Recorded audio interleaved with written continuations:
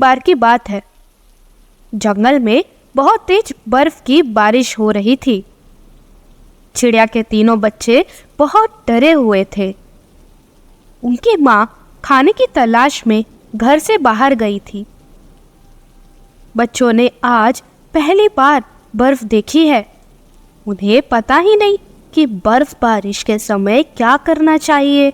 चिड़िया का एक बच्चा अपने बड़े भाई चिड़े से कहता है, भैया अंदर आ जाओ, बाहर खतरा हो सकता है। कुछ भी हो भैया, लेकिन तुम माँ के आने तक बाहर मत जाना। इधर लाडो चिड़िया जो अपने बच्चों के लिए खाना लाने गई थी, बारिश के वजह से रुक गई और बारिश से बचने के लिए पेड़ की डाली पर बैठ गई। बारिश शुरू होकर भी बहुत समय हो गया था। मुझे जल्द से जल्द अपने बच्चों के पास जाना होगा, वह बहुत डरे होंगे। बारिश रुकने का नाम ही नहीं ले रही थी। कालू कौवा तेज बारिश में अपने घोंसले की तरफ जा रहा है। तभी अचानक उसे लाडो चिड़िया एक पेड़ पर दिखाई देती है। वह उसके पास चला जाता है और पूछता है, अरे लाडो, तुम यहाँ? तुम अभी तक घर नहीं गई? इसका मतलब तुम्हारे बच्चे घर पर अकेले होंगे। लाडो उदास आवाज में कहती है, हाँ कालू भैया, मुझे मेरे बच्चों की बहुत चिंता हो रही है। कौवा उससे कहता है, लाडो, मैं तुम्हें डराना नहीं चाहता, पर क्या कौवा भाई? पर यह तुम्हें बताना बहुत जरूरी है। सुना है एक खतरनाक चीलों का झुंड हमारे जंगल में घुस आया है। लाडो कहती है, हाँ कालू भैया, मुझे यह बात पता है। जब मैं कल तोते भाई के घर गई थी, तब मैंने देखा कि एक चील तोते भाई के बच्चों को खा रहा था।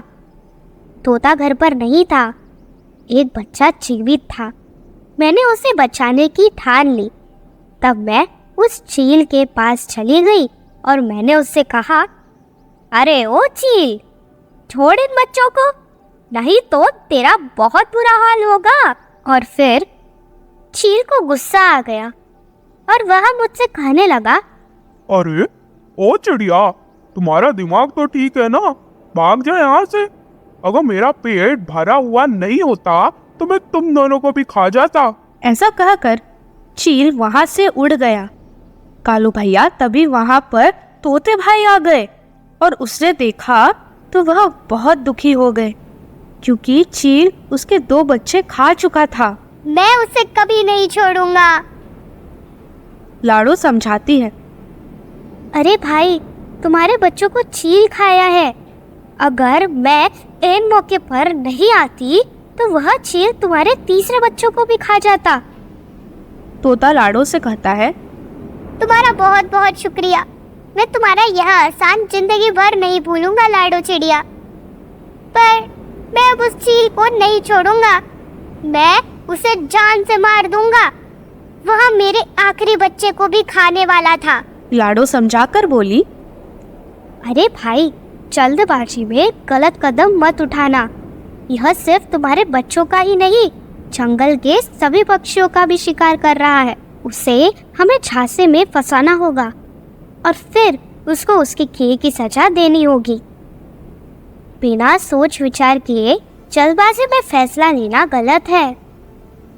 तोता रोते हुए बोला, ठीक है भाई, मैं कोई सा भी गलत कदम नहीं उठाऊंगा।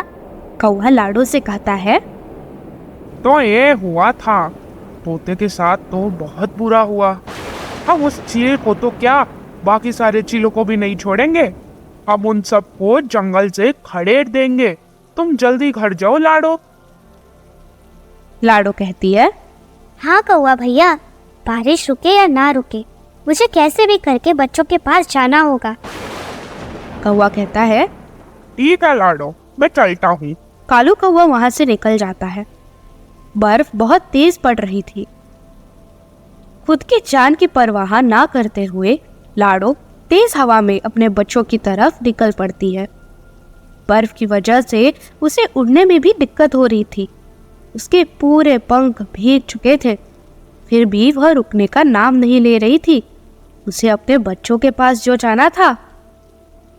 वहीं किसी पेड़ पर एक चील और 2 उल्लू बैठे हुए थे जो लाडो को देख लेते हैं।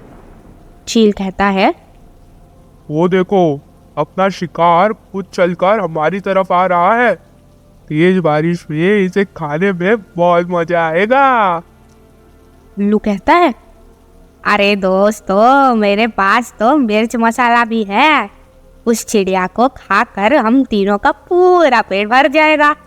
चील उसे आवाज देता है, अरे चिड़िया, रुक जाओ, इतनी तेज बारिश में कहाँ जा रही हो? लाडो चिड़िया शिकारी चील को देखकर बहुत डर जाती है। चिड़िया चील से कहती है, शिवम, मैं अपने घर जा रही थी। चील कहता है, ऐसे कैसे जाओगी? अब तुम हमारे इलाके में आ चुकी हो, तो तुम अपने घर जाने के बजाय सीधा हमारे पेट में जाने वाली हो। उनकी यह बात सुनकर लाडो डर जाती है। उसे कुछ भी समझ नहीं आ रहा था कि वो करे तो करे क्या। तभी लाडो के मन में एक आइडिया आता है। सोचती है कि मुझे कैसे भी करके इन सब से छुटकारा पाना होगा। फिर लाडो बोली, अरे भाइयों, तुम मुझे कैसे खा सकते हो? मुझे पहले से ही खाने के लिए किसी ने रिजर्वेशन कर रखा है। चील हैरान होकर बोलता है, ऐसे कैसे? कौन है वो जो हमारे होते हुए भी तुम्हें खाने का रिजर्वेशन कर रखा है? लाडो कहती है, वह कोई और नहीं, मेरे खुद के पति है, जो एक चील है। मैंने जन्म भर उनकी सेवा की, 3 प्यारे प्यारे बच्चे दिए, फिर भी वह मुझे खाना चाहते हैं। चील हैरान होकर बोला, क्या कोई खुद की बीवी को खा सकता है भला? कौन अपनी बीवी को खाना चाहेगा? जंगल में इतने सारे पंछी होते हुए भी। लाडो कहती है, हाँ भैया, कोई नहीं चाहेगा, पर मेरा पति चाहता है। यही नहीं, उसने मेरे 3 बच्चों को भी खा लिया है। अगर तुमने मुझे खा लिया तो वह तुम्हें नहीं छोड़ेगा। मुझे खाने का हक सिर्फ उन्हीं का है। चील गुस्से में आ जाता है और कहता है, किसकी इतनी हिम्मत जो हमारे इलाके में हमसे टकराएगा? लाडो बोली, अगर हिम्मत है तो चलो मेरे साथ। मेरे पति के पास एक बार लड़कर भी देख लो। अगर तुम जीत जाओ तो मुझे खा लेना। बताओ, है मंजूर? चील शान से बोला। हाँ हाँ, चलो हम देख लेंगे। लाडो चिड़िया निकल पड़ी उस शिकारी चील के तलाश में जिसने तोते के बच्चे को खाया था। लाडो चिड़िया आगे आगे और शिकारी चील उसके पीछे पीछे आ रहे थे। आखिर लाडो चिड़िया उन्हें लेकर शिकारी चील के इलाके में आ गई। वह चील वही पेड़ पर बैठा हुआ था जिसने तोते के बच्चे को खाया था। वह लाडो को अपनी तरफ आते देखता है। अरे, ये चिड़िया तो मेरी तरफ ही आ रही है। कल तो यह मेरे हाथ से छूट गई थी, पर अभी तो मुझे बहुत भूख लग रही है। मैं इसका शिकार करके इसे खा जाऊंगा। तुम यहाँ पर ही रुको। अगर उसने मुझे देख लिया तो वह भाग जाएगा। मैं अकेले आगे जाती हूँ। जब वह मुझ पर हमला करे तो तुम जल्द से वहाँ पर आ जाना। लाडो चिड़िया उन्हें वहाँ पर छोड़कर चील के पास जाती है। चील उसे देखकर कहता है, अरे वाह, आज शिकार खुद चलकर मेरी तरफ आ गया। लगता है आज भी पेट भर के खाना खाऊंगा। हाँ हाँ, कल भी तुमने मेरे छोटे छोटे बच्चों को खा लिया था। आज मुझे खा लो। वैसे भी मैं जिंदा कर कर क्या करूँगी? मेरा तो सब कुछ लुट गया है, बर्बाद हो गया है। अरे, वह बच्चे तेरे नहीं, उन पर मेरा अधिकार था। शिकारी चील उन दोनों की बातें सुन रहा था। उसे लाडो की बातों पर विश्वास होने लगा था। इधर चील को लाडो की बात समझ नहीं आ रही थी, फिर भी उसने यह मौका हाथ से गंवाना नहीं चाहा। चील लाडो से कहता है, हाँ हाँ, जैसे मैंने बच्चों को खा लिया वैसे तुझे भी खाऊंगा। चील उड़कर लाडो पर हमला करने ही वाला था, तभी दूसरे शिकारी चील ने उसका रास्ता रोक लिया। अरे ओ भाई, तूने तो मौज ही कर दी बेटा, रुक जरा, वो हमार शिकार है। दूसरा चील कहता है, अरे तुम सब कौन हो, उस पर सिर्फ मेरा अधिकार है। लाडो कहती है, देखो देखो भाइयों, यह कैसे मेरे साथ सलूक करते हैं। चील फिर कहता है, अरे बेटे तनिक रुक जा, जरा नहीं तो तोके यहीं पर खड़ेड़ दूंगा। ऐसा कहते ही उन दोनों में लड़ाई शुरू हो गई।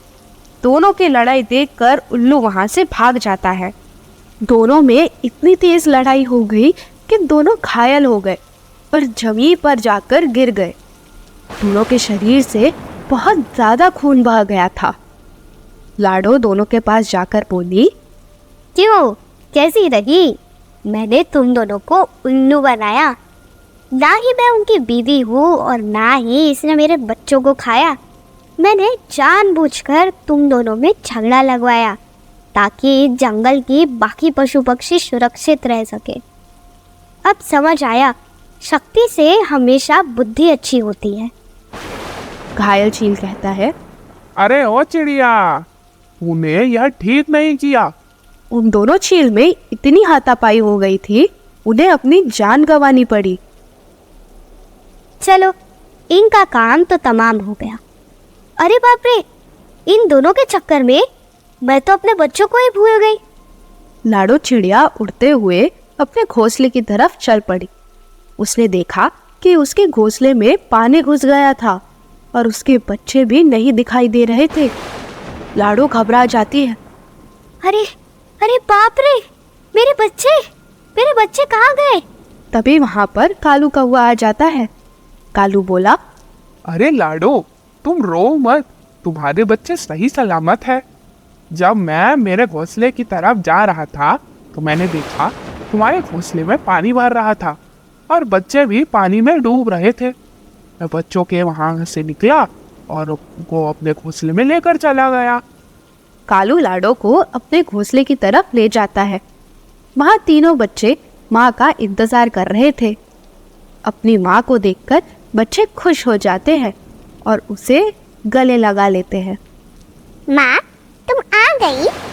इतनी देर हमने तुम्हारा कितना इंतजार किया। अगर कालू मामा नहीं होते तो क्या होता हमारा? लाडो कालू भैया को धन्यवाद देती है। तुम्हारा बहुत बहुत शुक्रिया कालू भैया। अरे अपने बच्चों को सीने से तो लगा लो।